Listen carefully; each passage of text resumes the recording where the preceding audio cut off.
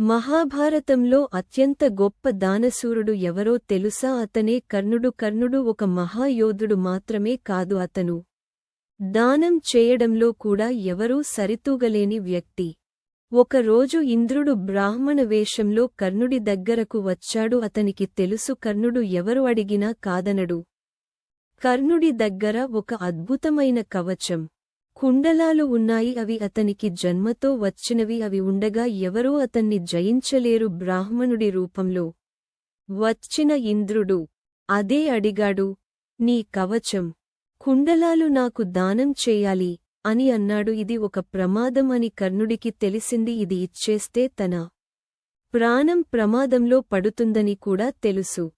అయినా కూడా అతను ఒక్క క్షణం కూడా ఆలోచించలేదు. తన చేతులతోనే తన కవచాన్ని తీసి కుండలాలను కూడా ఇచ్చేశాడు.